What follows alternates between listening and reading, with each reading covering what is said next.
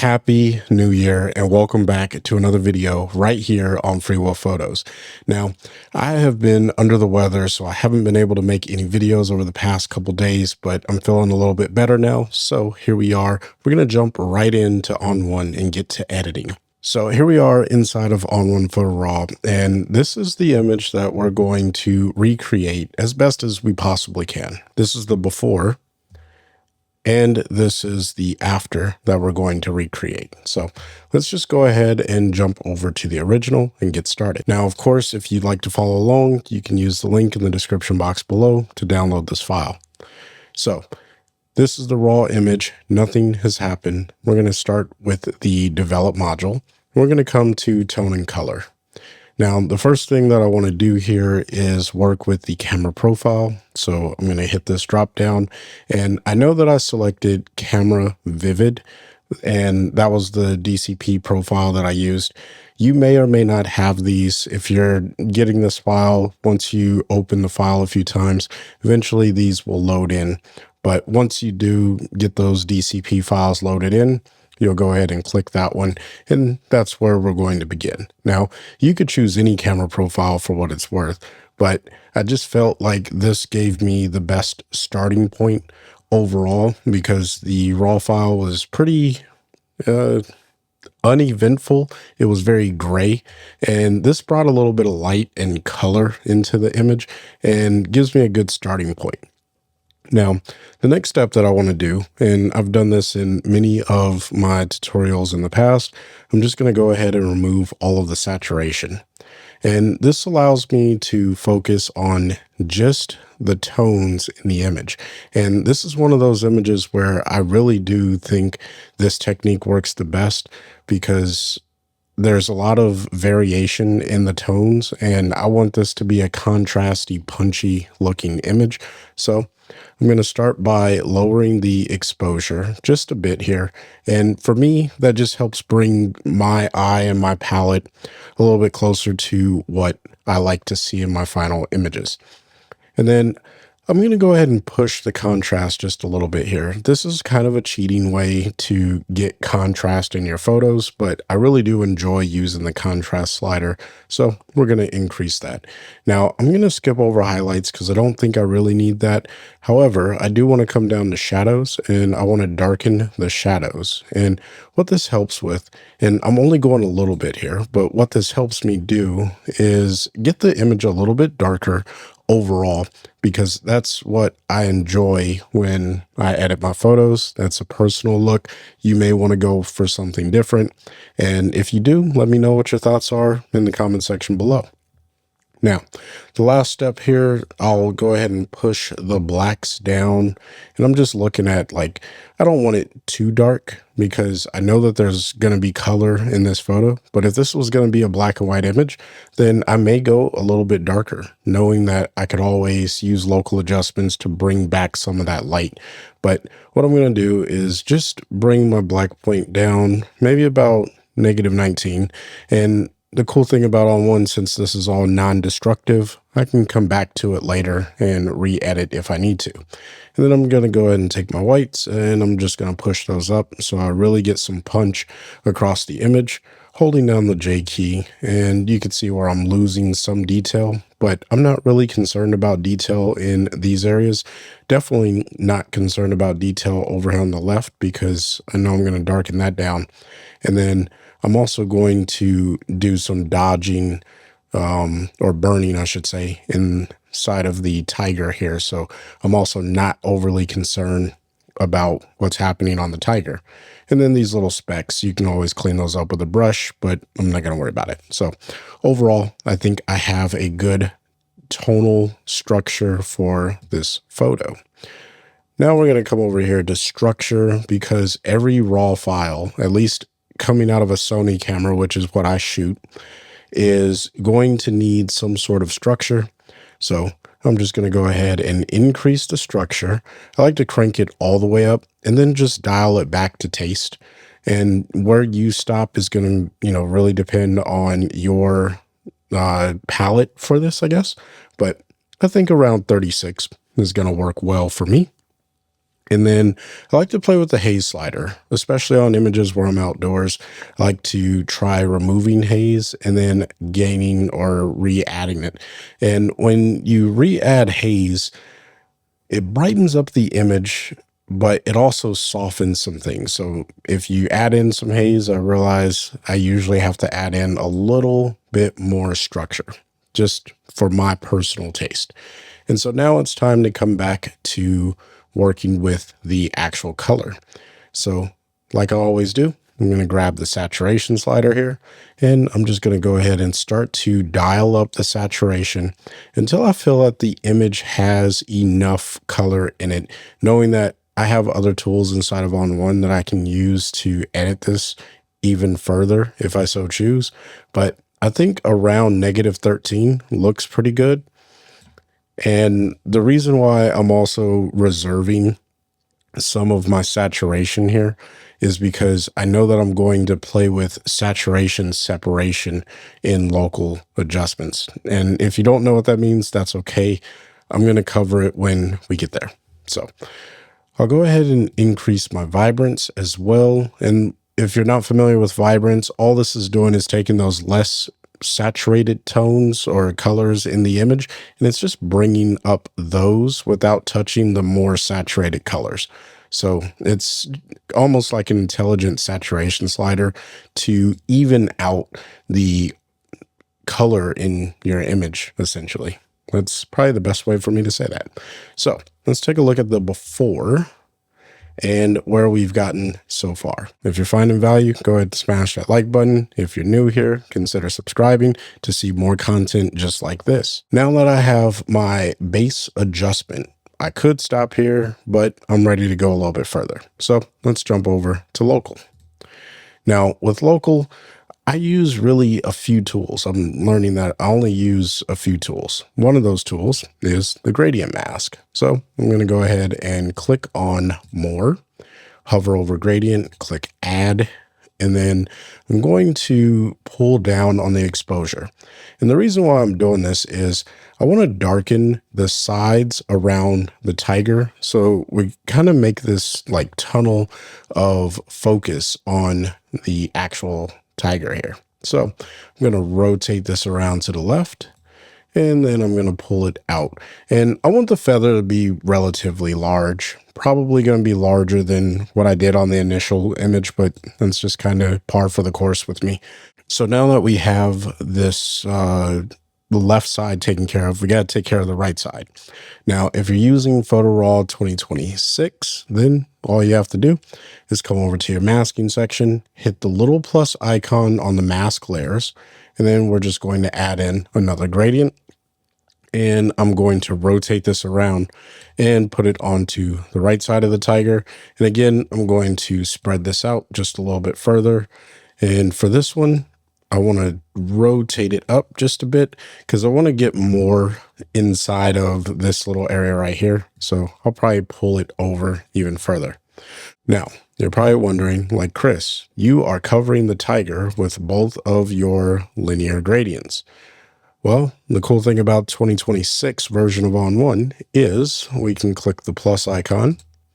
We're going to select subject. I'm just going to add in the subject, but what I really want to do is subtract the subject. Should have just went with subtract in the first place, but there we go. So we'll go ahead and subtract the subject and hit the letter O. And that didn't do what it was supposed to do. Let's try that again. We're going to remove this. We're going to hit the plus icon. And then I'm going to go to subject and we'll just hit subtract. And that did what it was supposed to do. So now if I press the letter O, you can see that the subject is completely untouched by the linear gradients. So I don't know why it didn't work when I selected the subtract, but it is what it is. We got the situation under control now. Everybody calm down. All right. So I mentioned earlier that I wanted to do kind of like a saturation separation. And so there's different ways of separating your subject in an image. You have the tonal contrast, you have texture, and you have color. So what I want to do is actually reopen these two left sides here. And I want to take away some of the saturation that's surrounding the tiger. And I'm just going to pull it down slowly until I start to see that saturation kind of fade from the sides, which is fine. So this is with it at -45. And then if I pull it back up, you can see what's happening over here on the right side more so than on the left. But what it's doing is taking the viewer's attention away from the sides of the frame, and it allows me to make sure that they're focusing more on the tiger. Now, the tiger is pretty large in the frame, so I don't think I will have as much of an issue with people looking at the center of the frame, but I digress. And then the last thing that I'll do here is just pull down on the structure. That's just going to take away some of that extra structure that we added in initially with the image. Now that we have that taken care of, let's go ahead and jump into dodging and burning for the actual tiger.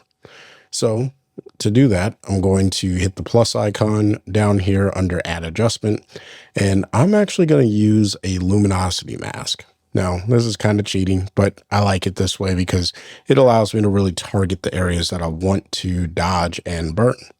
So we'll go ahead and add that. And then what I need to do is put this only on the tiger. Now, inside of ON1 Photo RAW 2026, we have the ability to use intersecting masks. So I'm going to hit the plus icon to the right of mask layers.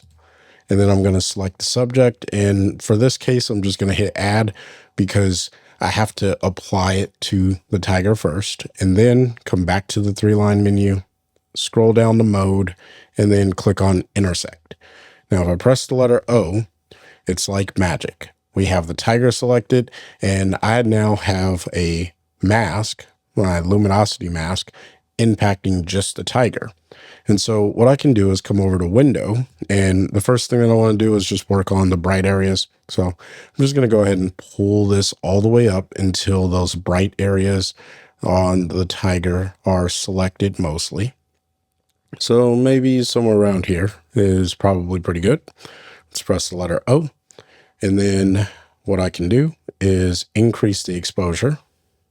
That's just going to make the tiger a little bit brighter in those white areas. You can see it like when I overdo it, but the trick here is being subtle. So we're just going to be subtle like so. I think that that's going to look pretty good. Turn it off, turn it on. You can really see the impact of this effect when it's actually being applied in real time and when you turn it off and on. So you definitely want to do that. Now, it looks really harsh around the main nose area here. So what I'm going to do is just grab the feather, and I am going to pull this feather up so that way it looks like it was natural, right? Everything should be natural. I want it to blend in. So turning it off, turning it back on, you can see it just looks like it belongs. But I need to get the darker areas. So what I'm going to do is I'm going to hit the plus icon, add another luminosity mask, and then I am going to hit the plus icon for the mask layers. Nope, I just minimized it. Need to hit that. Hover over subject, hit add, and then I'm going to come back to my subject mask, go to mode, and then click on intersect. So that way I get essentially the same thing that I had before. Now I want the luminosity mask to target the darker areas. In order for me to tell ON1 that I wanted to do that, I need to come over to my luminosity mask, hit the 3-line menu, and then I need to hit invert so it selects the darker areas. By default, whenever you apply a luminosity mask to your images, it's going to select the brightest pixels first. So I want the opposite of that. I'm going to hit invert, and it'll give me the opposite. And you can tell that now those black areas on the tiger are selected, and the not so dark areas on the tiger are not selected. Now, for simplicity's sake, let me just change this to a color overlay so you can see, and maybe that's not going to help. So we'll just keep it on grayscale and we'll keep working. All right. So now that I have the area selected, I guess I need to fine tune this just a little bit better. So you would think that you want to pull down on the bright points, and then that'll start to select the darker areas. But instead, you want to go the opposite direction to select just the darkest points of the tiger or of the area that you're masking. This is just a nuance of working with luminosity mask and ON1. I'm sure it makes sense from some algorithmic standpoint, but it is what it is. So now that we have that established, let's go ahead and press the letter O. And I want to pull down on the exposure.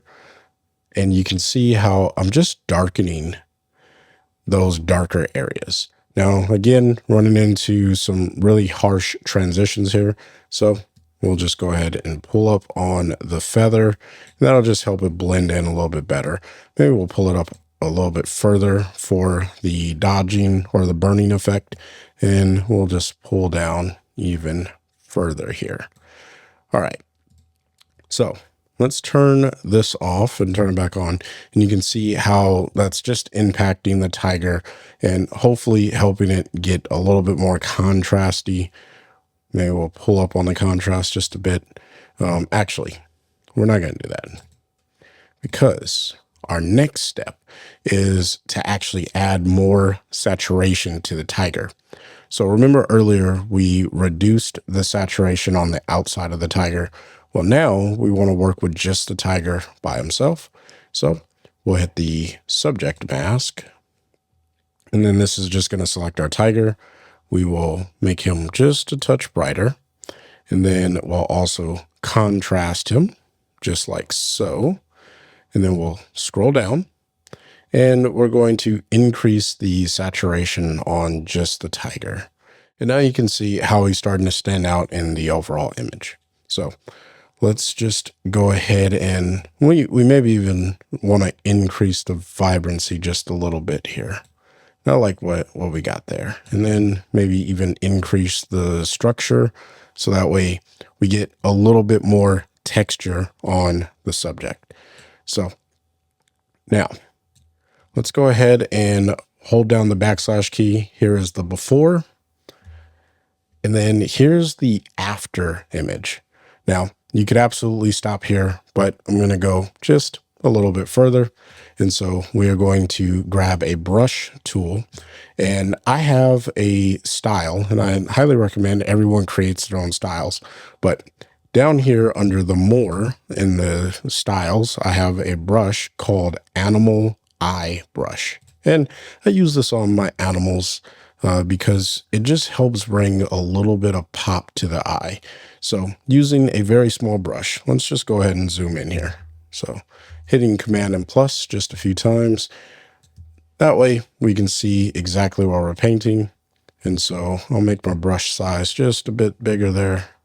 And I have a low flow because I was working on a different project. So let's just go ahead and bring that flow all the way up. You could work with a low flow and then just, dial that in, but I'm not going to worry about that for today's tutorial. We'll just go ahead and paint that in right where it belongs.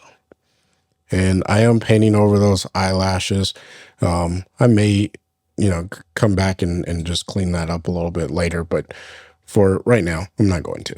So if I hit Command and 0, you can see now his eyes, they get just a little bit more lively. And if I turn this off and turn it on, you can see it just makes the eyes really stand out in the frame. And then of course, if you needed to, you could go over it again with another brush, or you can increase the settings, but I don't think I need to. I guess just a little bit didn't hurt for this particular image. I think that's a bit much, so we'll pull down on the opacity here, and I think that that's a good blend right there. So here is the before, and here is the after so far.